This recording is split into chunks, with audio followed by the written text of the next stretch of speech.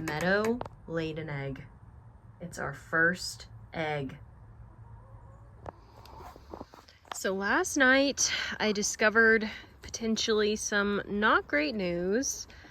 So it seems that Joan and Peggy are having some sort of respiratory issue. Been sneezing a lot. They've been doing some open mouth breathing, just sounding a little bit stuffed up. Peggy's got some discharge from her eyes. So we separated them from the rest of the flock. They have their own little space with their own food and water right now. We deep cleaned everything, and we've been giving them some Vet RX, which I'll show you. But we basically put some droppers down their throats last night, rubbed some on their beak. It's like Vicks for chickens, basically, to kind of help ease some of their symptoms. So really hoping that they start feeling better soon. Hopefully it resolves itself within a week and the rest of ours don't get sick. But we're just keeping an eye on the situation and hopefully does not get any worse. Hello, so I just wanted to give a brief explanation of the Vet RX that I mentioned earlier. So there's Carmi, you can hear in the back. He's a silky rooster, so it's not super loud, but you definitely can hear it at least a little bit. So this is the Vet RX that we use. It is basically like a Vicks for chickens. So it's mainly just made of camphor oil, a little bit of rosemary, and they recommend warming it. So basically just getting some hot water, putting this in the hot water for like 3 to 4 minutes just to get it kind of warmed up.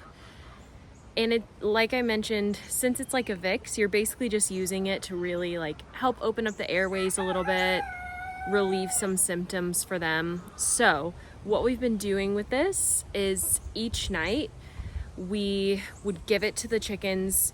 You can kind of open their beak, drop just a couple drops down kind of into their throat, and then kind of rubbing it on their beak so they can really breathe it in, putting a little bit on their comb, and then also taking a little bit and rubbing it under their wings. So that way, if they sleep with their head kind of tucked under their wings, it will help them breathe a little bit better and just kind of provide that relieving sensation. So this is obviously not an antibiotic or anything like that. It's mainly just to help relieve the symptoms and kind of get them through as they're working through. So we have been giving this to them every night, and then sometimes in the morning as well. You can kind of sprinkle this. You can also use this as a sort of aid too. You can sprinkle it kind of throughout the bedding of the coop to keep things fresh. We'll put it on the bedding that the sick chickens have been using. So really just to keep them refreshed, and we'll continue to keep this around for sure, even for when the chickens aren't dealing with this respiratory illness. So this has been really nice to use. We've been on that sort of daily routine, and you can tell it feels really good. Once you start actually putting it on the chicken, they'll kind of close their eyes and relax. So I think this has definitely been helping them, Peggy and Joan specifically. Good morning, garden update.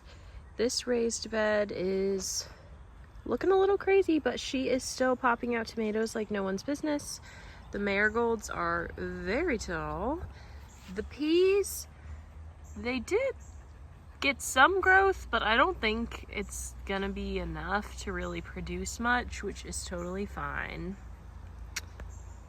But I wanted to see what we can harvest from these crazy looking tomato plants this morning.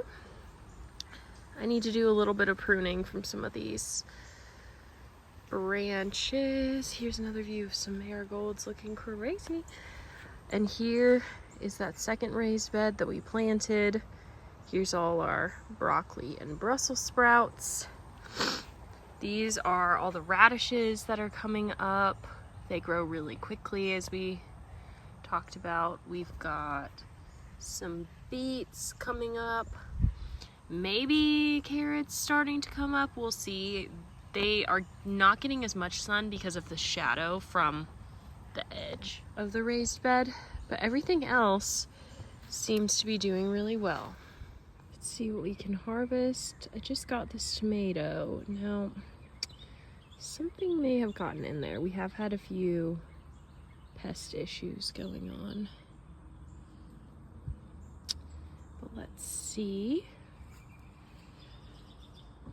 if there's anything else we can find. I had a really big harvest of these little blue boar's berries recently, but basically we're looking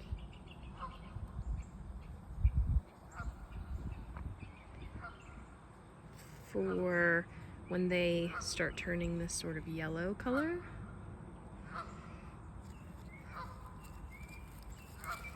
So, like, this guy is ready. Again, I had a really big harvest of these, I think it was Friday, but it has still been popping these out like nobody's business, so harvest what we can. Looks like something got into this one, so this will be a chicken snack. The chickens have really been enjoying. I've been giving them any of the tomatoes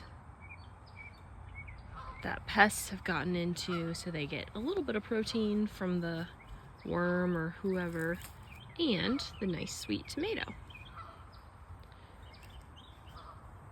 Those aren't quite ready yet. Another chicken snack. There we go.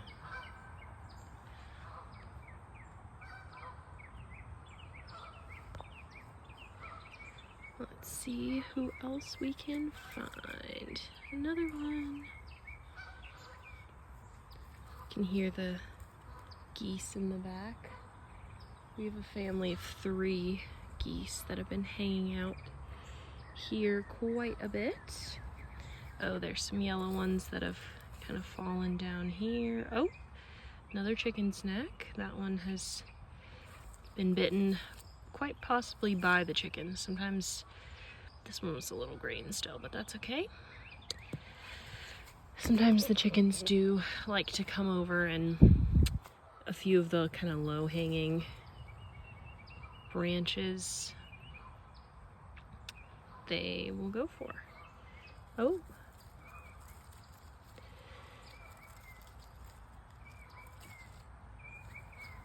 That one had a bug on it and he fell off.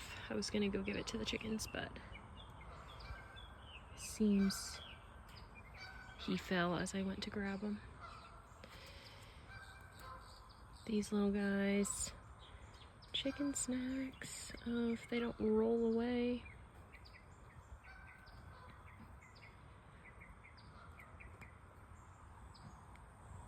Okay, I know I saw some more ready.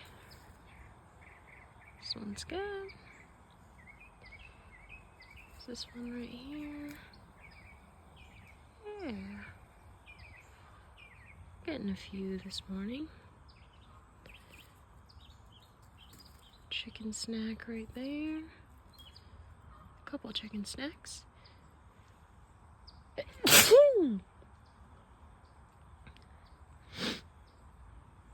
My allergies have been absolutely killing me. It looks like something might have gotten into that one, so also chicken snack. That's good because the ladies get very excited and they will fight. Not really fight, but they will chase each other around and steal the tomatoes from each other.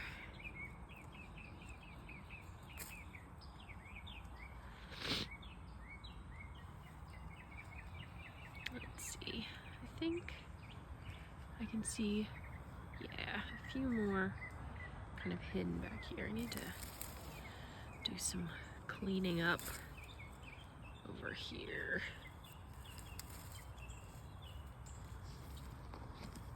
Here we go.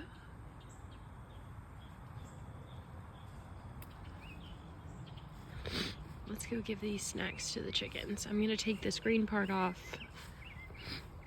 The vines and leaves of tomatoes, since it's a nightshade, are pretty toxic, so we don't want them ingesting those. All right, are we ready for some snacks? We got 1, 2, 3. Joni got one and ran away. Very smart. Prue, you need one?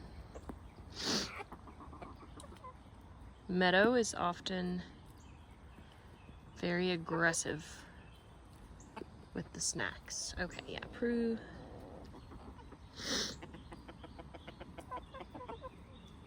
Oh yeah, Carmi's getting one. Angie's enjoying. Oh, even Adriana got one. That's good.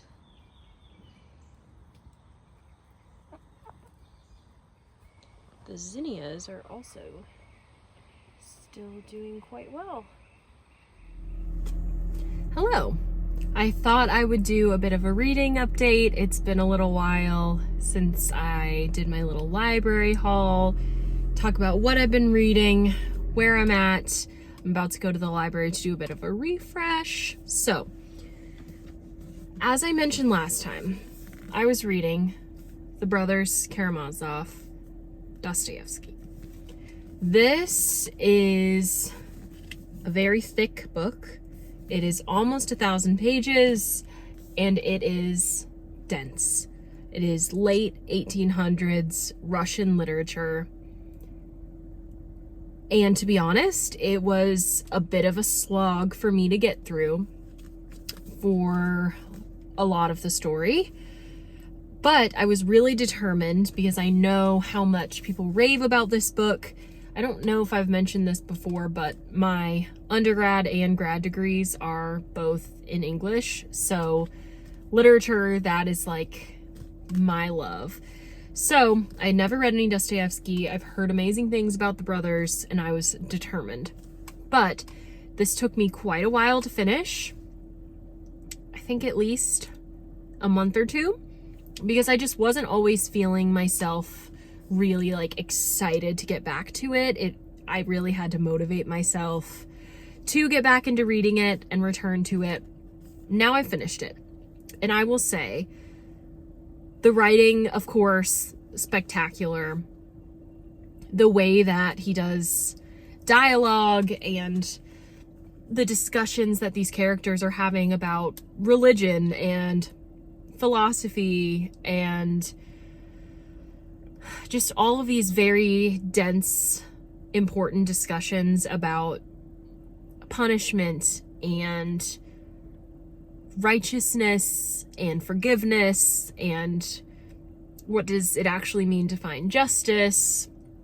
There's so many different themes that can be explored here. Like, I definitely want to take some time to do some reading on some literary criticism that talks about this novel. I want to see what others have said, explore more of the themes that people are discussing, because I know that there are like a million things that you could say about this book.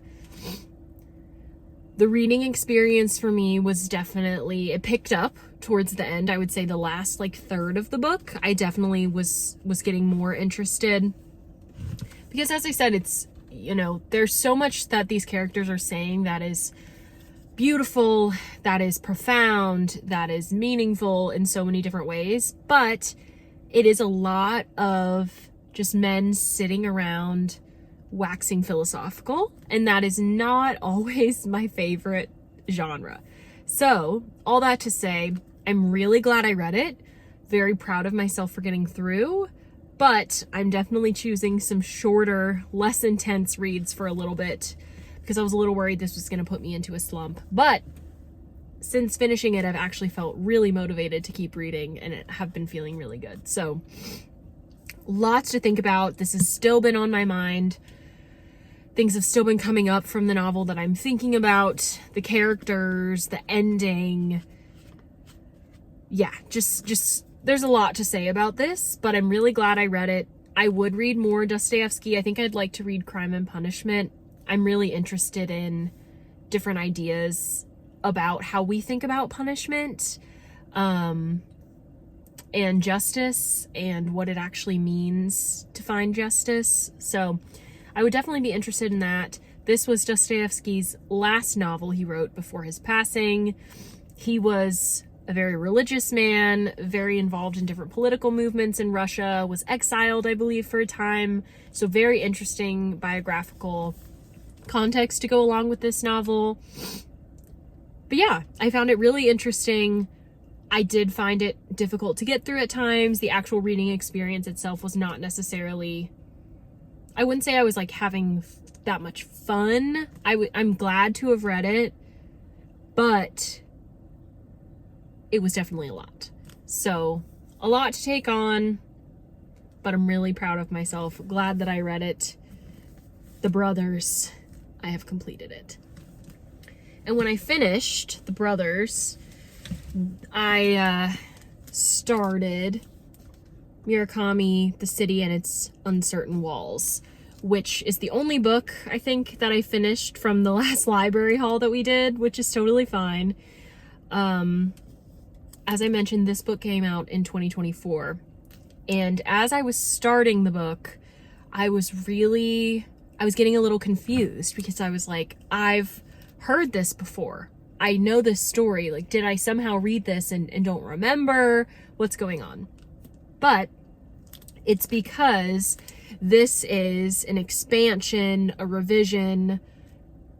Expansion is really the best way to describe it, of a previous story, a novel that Murakami had written called Hard-Boiled Wonderland and the End of the World, which originally The City and Its Uncertain Walls was published as a story, and Murakami says in the afterword of this book that he was just never fully satisfied with the end result of that story and felt like there was more to be done.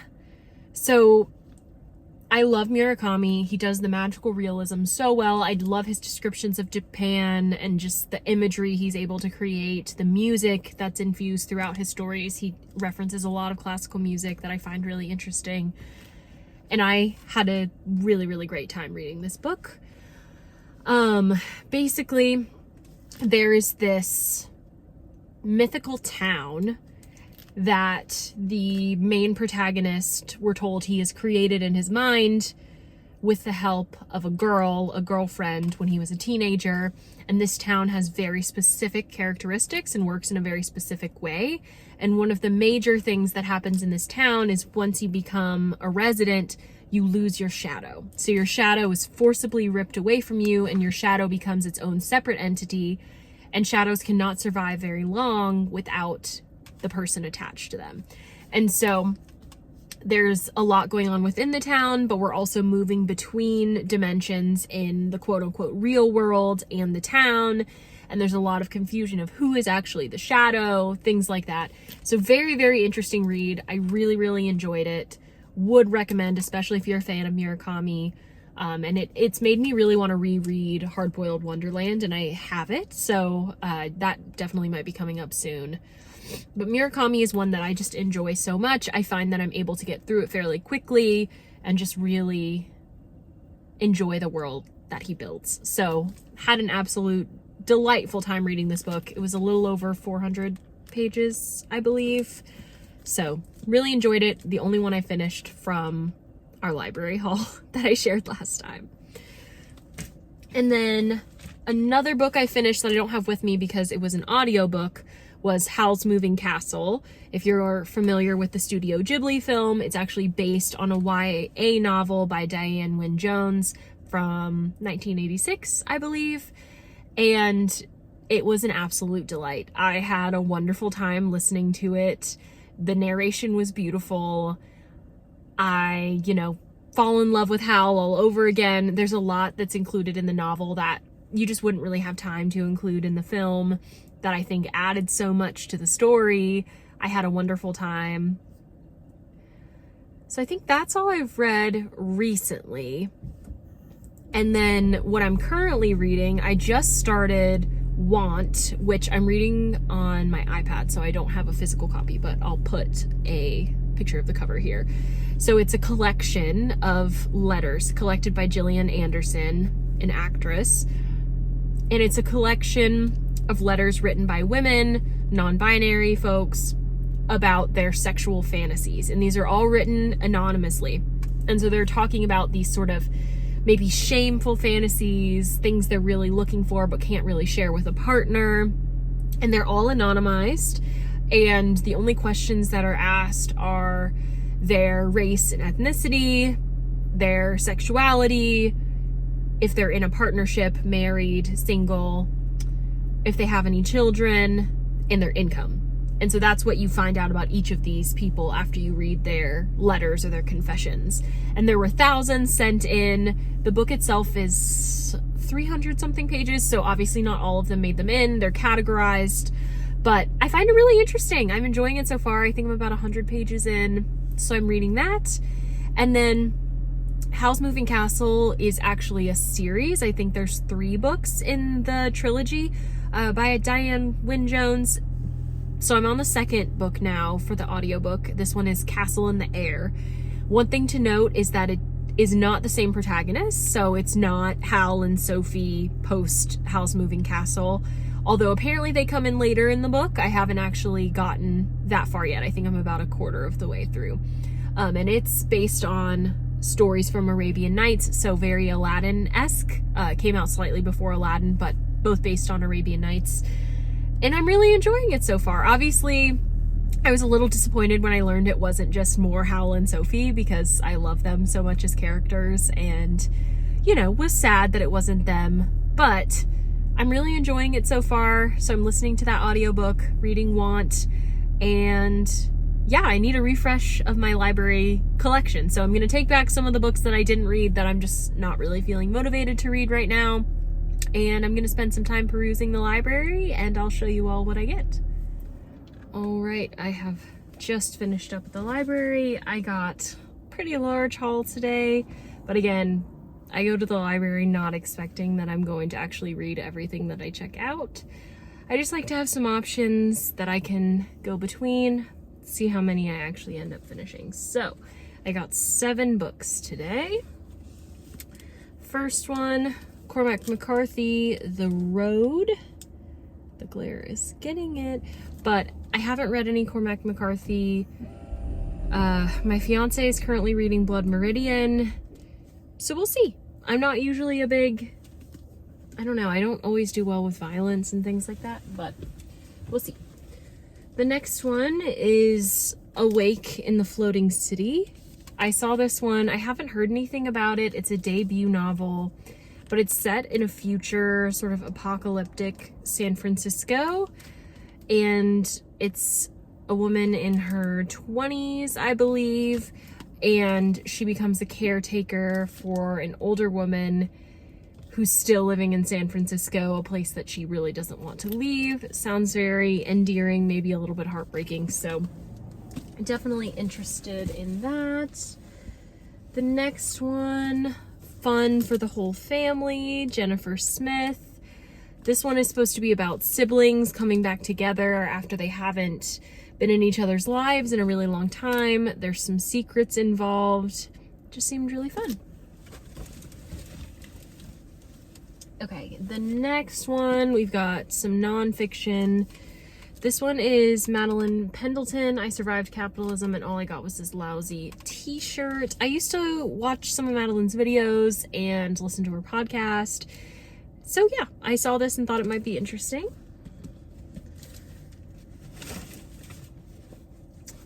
And then we have The New Jim Crow, which I'm honestly surprised I haven't read this yet. In my master's degree, I was really focused on prison abolition, the prison and justice system, and I haven't actually read this book yet, basically detailing our modern prison system and how it's really entrenched in basically a modern day form of slavery. So really interested in getting into this one. God, couple more. Then we've got 10 Birds That Changed the World. You all know I love birds, and this one is really about some very significant bird species that have had influence on our world and society over time. So I think it features all of the birds on the front. So yeah, I'm definitely interested in this one, an overlap of science and biology and learning more about the birds themselves, but also thinking about the social and cultural influences of birds is of interest to me. And then lastly, back to fiction, we have Julia Alvarez, Afterlife. So this, she's an immigrant writer. She's just retired. Then her beloved husband dies. Her sister disappears. And so there's a lot of different things going on at the same time. A woman finding herself, getting through tragedy, really trying to move through a particularly difficult chapter in life and find her next step. So that's everything I got. I got a good mix of fiction and nonfiction. I don't know where I'll start. As I said, I'm reading Want right now, but that one I don't anticipate taking me too long, and I might start something to also have going on at the same time. But yeah, that's what I got at the library today, and I'm super excited to get to reading. I've been in a big reading mood recently, so hopefully I can get through at least a few of these. So thank you all so much for watching. I just wanted to give a little bit of a wrap up and update. We've had kind of a lot of different things going on in this video, talking about books, doing a little bit of a harvest in the garden, and talking about our chickens. None of the rest of them have started laying eggs yet. It's still just Meadow, but she has been cranking them out pretty much every day or every other day. So that's been really exciting. They've been gradually getting bigger, and it's cool to see the variations in the green color. As far as the sick chickens, Joan, who was definitely not as sick as Peggy, she is fully integrated back into the flock. She's doing really well. She's not sneezing anymore. That's the main concern for a lot of the respiratory illness, is when they're sneezing and it's kind of getting throughout the bedding and the coop. That's really how it spreads to the other chickens. So that's really what we're trying to prevent. So now Peggy is still separated, unfortunately. Oh, there's a hummingbird in the back. Do you guys see? Going to the hummingbird feeder right there. That's perfect. So Peggy is still separated. She's still been sneezing a little bit. She'll get a little bit of discharge kind of around her eyes, but she has gradually been improving. It's been a little over a week now that we've been giving the treatment. We are replacing the bedding and the water and the food every day, just so everything is like really, really fresh and clean. We've also been putting some electrolytes in her water, really trying to get some extra hydration and just support her healing as much as possible. So we've been doing the electrolytes, replacing the bedding and the food and water every day, letting her kind of run around a little bit, and then giving her the VetRx treatment every morning, evening. She is doing a lot better. We have her kind of separated in that dog crate during the day, and then she's still in the crate at night, but we will put her into the run while the other chickens are in the coop, just so no predators are able to get easy access to her. So she's doing better, but we're still not totally comfortable reintroducing her to the flock while she's still sneezing a little bit. So we're hoping that in the next few days, she's been gradually sneezing less and less and seeming less sick. So hopefully that continues. She's sneezing less and overall gets to feeling better, but it seems like she's gonna come out on the other side.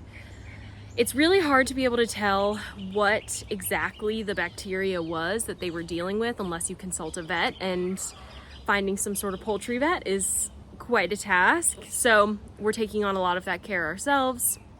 So it's possible that this kind of infection could come back again, and we could see it again in the flock. From what I've read, the first time is really the worst. So we'll definitely keep an eye on it. But Peggy seems to be on the up and up. We're taking good care of her, giving her all the extra love and TLC, and she's definitely getting a lot more used to us handling her and messing with her since we've been giving her her medicine every day.